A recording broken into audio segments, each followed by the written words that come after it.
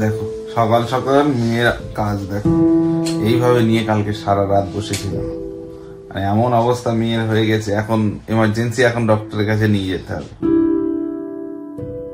কালকে সারা রাত আমাদের ঘুম নেই। মেয়ে তো সারা রাতই মোটামুটি কান্নাকাটি করেছে, একটু একটু করে ঘুমোচ্ছে। যতটুকু ঘুমিয়েছে কোলে কোলে ঘুমিয়েছে, নিয়ে নিয়ে হাঁটতে হচ্ছিল। তারপরে সকালবেলা একটুখানি ঘুমোলো, এই উঠেছে, উঠে আবারও সে একই রকম, মানে ওর কান্নাটা এবার আস্তে আস্তে বাড়ছে। এখন আবার দেখছি একটুখানি ঘুমিয়েছে। তো সবকিছু মিলিয়ে আমরা প্রচন্ড পাজল হয়ে আছি যে কেন হচ্ছে এই প্রবলেমটা। কলিক পেনের জন্য কলিমেক্স দিয়েছি, তারপর গ্যাসের ওষুধও দিয়েছি, ওকে হজমের ওষুধও দিয়েছি, ভিটাজাইন ড্রপস দিয়েছি, সেটাও দিয়েছি। আর আরো মেন যেটা প্রবলেম হয়ে গেছে, আজকে সকালবেলা ওর যে ডক্টর নন্দী স্যার, সুকান্ত নন্দী, ওনার যে অ্যাসিস্ট্যান্টকে ফোন করলাম, Nandi sir out of station. তো এটা শোনার পর আরো আমার টেনশনটা বেড়ে গেল। যে কারণ কি বলতো, আমি সত্যি কথা বলতে আমার doctor gynaecologist Arindam Majumdar sir আর ওর ডক্টর সুকান্ত নন্দী স্যারকে আমি মানে এতটাই বিশ্বাস করি, এতটা অন্ধবিশ্বাস করি, মনে হয় নিয়ে গেলে আমার মেয়ে ঠিক হয়ে যাবে, আমি গেলে আমি সুস্থ হয়ে যাব। তো যাই হোক, উনি নেই এখানে। আমরা এমার্জেন্সি, রনি সকালবেলা উঠে গেছে যে এখানটাতে কে আছে, তো এমার্জেন্সি একটা ডক্টর এখানটাতে রয়েছেন, চাইল্ড স্পেশালিস্ট। এখন আমি আর জামান ফাটাফাট করে রেডি হয়ে ইনায়াকে নিয়ে যাব, দেখি প্রবলেমটা কি। আমি রেডি হয়ে নি, বেরোবো। বাড়িতে গেস্ট আছে, মানে কি বলবো, কালকে থেকে সব ঠিক করলাম, বাজার ঘাট হ্যান ত্যান সবকিছু হবে, খাওয়া দাওয়া হবে। সকালবেলা এখনো মানে কি বলবো, এখনো ব্রাশটা পর্যন্ত করিনি, মানে এরকম অবস্থা হয়ে গেছে। তো যাই হোক, এখনো উঠবো, তাহলে ব্রাশটা করবো করে। রনি ভাই ওখানে দাঁড়িয়ে আছে, তো ওখানে বললো যে নিয়ে আসো তাড়াতাড়ি। চল, মামের গুছিয়ে নিয়েছি। এই গাড়িতে যাবে, বাইকে যাবে তো সবই? আসো আসো, এই একদম মানে বাড়ি থেকে 2 মিনিটও লাগবে না যেতে। তুমি করো, ওইদিকে দাঁড়াও। চলো, আমরা তো এখানে নিয়ে চলে এসেছি। এখানেই এমার্জেন্সি ডক্টর দেখানোর জন্য আইডিয়াল নার্সিং হোম, তাই তো? এই তো সামনে এটাই। তো এখানে দেখাই, দেখি কি বলে ডক্টর।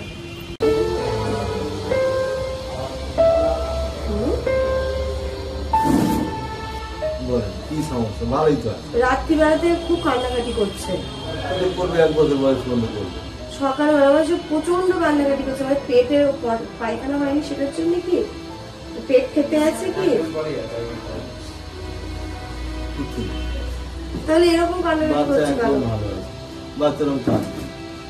বাচ্চা এরকম কাঁদবে, সারা রাত্রি কোলে নিয়ে ঘুরে বেড়াবে, তাহলে একটু সুখ থাকবে। বিছানায় শুয়ে দিলে আবার প্রচুর কাজে, অন্যদিন কাঁদে না এতটা। কদিন ধরে কাঁদছে? কালকে রাত্রি বা বিকেল থেকে, বলো কালকে সন্ধ্যা থেকে শুরু হলো। সবাই বলছে শুধু মায়ের দুধই খায়। বাচ্চা যতদিন মায়ের দুধ খায়, একটাই কথা মাথায় রাখবেন, বাচ্চার কোনো পেটে রোগ না। বাচ্চা দিনে 2 বার 10 বার 20 বারও পায়খানা করতে পারে, দুদিন করেনি তেমনি 2 দিন 10 দিন 20 দিন অন্তর পায়খানা। ও আমার মনে হচ্ছে ও প্রেসার দিচ্ছে, কিন্তু হচ্ছে না। ওটা এমনি কোথায়? হ্যাঁ, তো এমনিও ওই কোথাচ্ছে, মানে পায়খানার জন্য প্রেসার দিচ্ছে।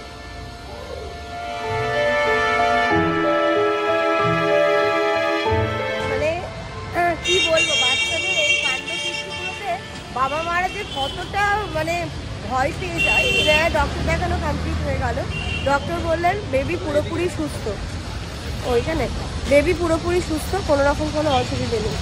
আজকে আমার মেয়েটা পুরো ম্যাজিক দেখিয়ে দিল সারা রাত, মানে কি বলবো, ডক্টর মানে নিয়ে যাওয়ার সাথে সাথে ডক্টর হাসছে, মানে পাগল করে দিল। আমি রাত্রিবেলাতে অতটা চাপ খাইনি, সকালবেলা আমি কেঁদে ফেলেছি ওর কান্না দেখে। হ্যাঁ, মানে কোলে রাখো, ঠিক আছে, কোনো অসুবিধা, তাতে কোনো অসুবিধা করছে না। ওর বাচ্চারা ওরকম করবে, মানে এমনও ভাবে এত কান্নাকাটি করবে, কোলে রাখো থাকবে, যেই বিছানায় দেবে ও কান্নাকাটি করবে। এটা নর্মাল ব্যাপার, কোনো অসুবিধা নেই, ও একদম সুস্থ আছে। তোমরা একদম নির্দিতে নিয়ে যাও, কোনো মেডিসিন দিতেই চাইছিল না, তবুও 1-2 মেডিসিন দিয়েছে, বললো খুব ইমার্জেন্সি না হলে এগুলো খাওয়াবে না। যেহেতু ওকে কলিক পেনের জন্য কলিমেক্স ডিটা দিচ্ছি, বললো ওটাই খাওয়া। শোনো, এবার কাঁদলে ডক্টর বাবু কিন্তু বলেছে, জানো তো, শোনো ডক্টর বাবু কি বলেছে, যে ইনায়া যদি এবার কাঁদে, তোমাদের বাড়ির পাশে যে বিড়ালটা আছে না, ওকে ডেকে দেবে। বিড়ালটা এসে যেন ওকে ধম করে ধরে নেয়, ওকে ডেকে দেবে। ডক্টর আঙ্কেল বলেছে যে কিছু হচ্ছে না, তুমি কাঁদছো, তোমার কোনো সমস্যা হচ্ছে না, তোমার এখন অয়েল ম্যাসাজ হবে, তোমার এখন স্নান হবে, তুমি একদম পেট ভরে খাবে আর ঘুমো দেবে। দেখো এমনি ঘুমিয়ে পড়ছে, যাক এগুলো বাচ্চা হওয়ার হচ্ছে মানে নতুন এক্সপেরিয়েন্স। ও যে চান্দা মামা শোনার জন্য কান্নাকাটি করছিল, ও চান্দা মামাটা খুব ফেভারিট। দেখো এখন আবার দেখো দোলনাতে কি সুন্দর চুপচাপ আছে, মা খাইয়ে দিল এখন শুয়ে গেছে। এই আইসক্রিম, আম্মু বলছে আইসক্রিম। ও টুপিটা বললো আইসক্রিমের মতো। সবার ব্রেকফাস্ট তো হয়ে গেছে। সকালবেলায় রনি যখন বেরিয়েছিল তখন আমি ওকে বলেছিলাম কিছু নিয়ে আসতে, তো ব্রেড নিয়ে এসেছিল আর একটা কেক নিয়ে এসেছিল দেখলাম। তো সবাই ব্রেড বাটার ডিম পোচ করে খাওয়া হয়ে গেছে। আমার জামানের বাকি ওখানে চা রাখুদি সকালেই করে রেখেছিল, চা খাবো আর এই ব্রেড বাটার, এই দিয়ে ব্রেকফাস্ট। তারপর জামার বাজারে যাবে, বাজার থেকে কালকে তো দেখলেই প্ল্যানিং আমাদের অন্যরকম ছিল। হয় না যে অনেক যা আমরা সবসময় প্ল্যান করি সেটা কিন্তু সবসময় হয় না। লাইফটাই এরকম, লাইফ ইজ আনপ্রেডিক্টেবল, কখন কখন কি হয়ে যায় সেটা আমরা নিজেরাও বুঝতে পারি না। এ মামা তাড়াতাড়ি না তাড়াতাড়ি, ওর এবার এখন অয়েল ম্যাসাজ হবে। আমি এখনো তোমার জন্য বাজারেও যেতে পারিনি।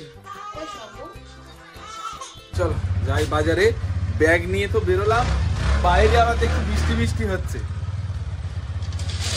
কত এ ফুলকপি কত?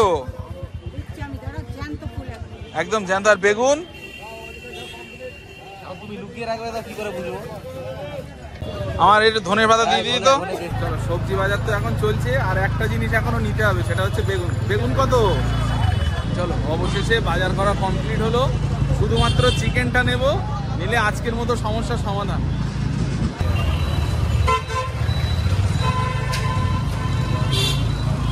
বাপরে বাপ, আজকে না মাথা খারাপ হয়ে যাচ্ছে। একবার বাজার থেকে এসে আবার গেলাম মুদির দোকানে, বাজারগুলো সব করে নিয়ে আসলাম। সব সিস্টেমের গন্ডগোল। চলো ওঠো, মামামের কি স্নান হবে তো নাকি? ও উঠে যাবে এবার। এই যে কে অয়েল ম্যাসাজ করে স্পঞ্জ বাথ দিয়ে তারপরে একটা মেডিসিন ছিল সেটা দিয়ে কমপ্লিট করে দিয়েছি। এখন দেখো পুটু বাচ্চা হয়ে গেছে, আমার পুতু বাচ্চা, এটা আমার পুতু বাচ্চা হয়ে গেছে। এখন ফিট করাবো, তারপরে ওর হজমের ওষুধটা এখন দিনে 2 বার করে দিতে বলেছে, সেটা দেব। জানি না এবার হয়তো খাইয়ে দাইয়ে যখন ওকে ঘুম পাড়ানোর চেষ্টা করব তখন ঘুমোবে কিনা।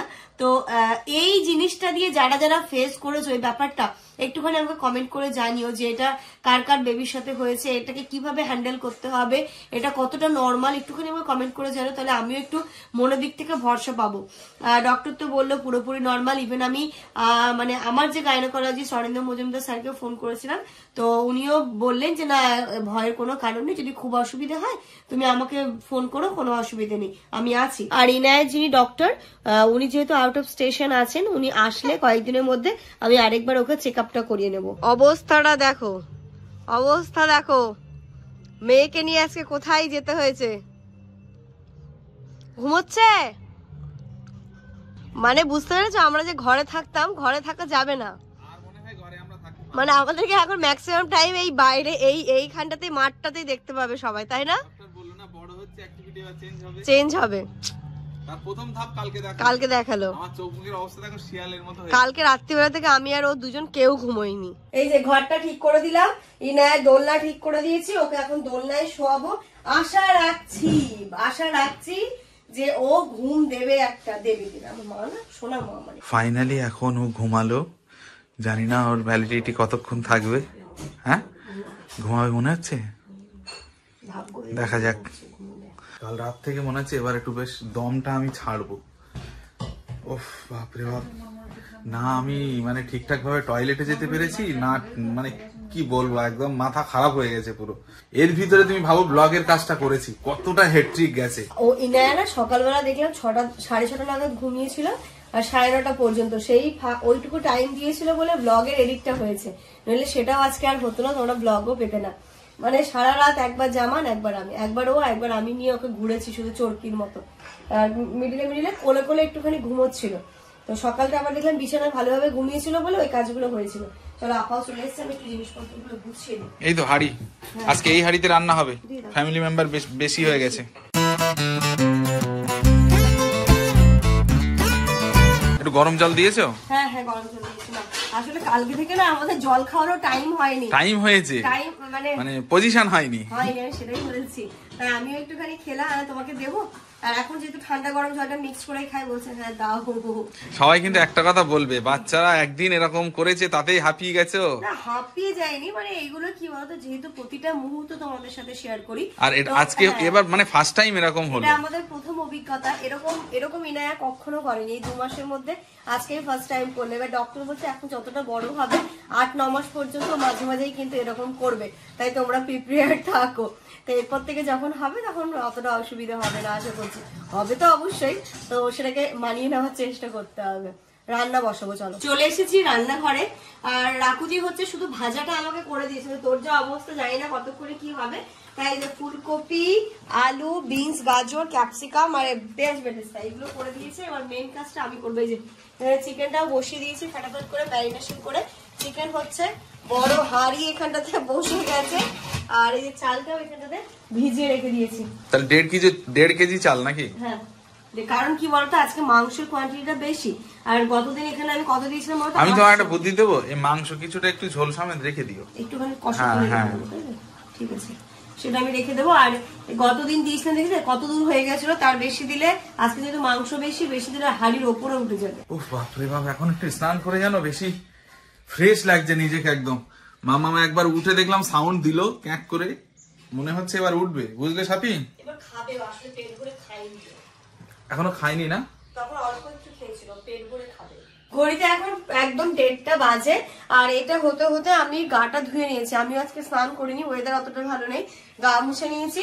আর এই যে প্রায় হয়েই এসেছে। আজকে আবার একটুখানি অন্য প্রসেসেই করছি, মানে আমি আগে যেমন কি করি, চিকেনটাকে কষিয়ে তার মধ্যে চাল দিয়ে দিই, তো আজকে সেটা না, আজকে ভাতটা করে নিয়েছি, চিকেনটা আলাদা করে কষিয়ে রেখেছি, অন্য প্রসেসে করছি। তো রাহুদি বললো এই প্রসেসটা কর, মনে হচ্ছে এটা আরো ভালো হবে খেতে। তো যাই হোক, যদি এটা ওর থেকে আরো বেটার হয় খেতে, তোমাদের সাথে রেসিপিও শেয়ার করবো।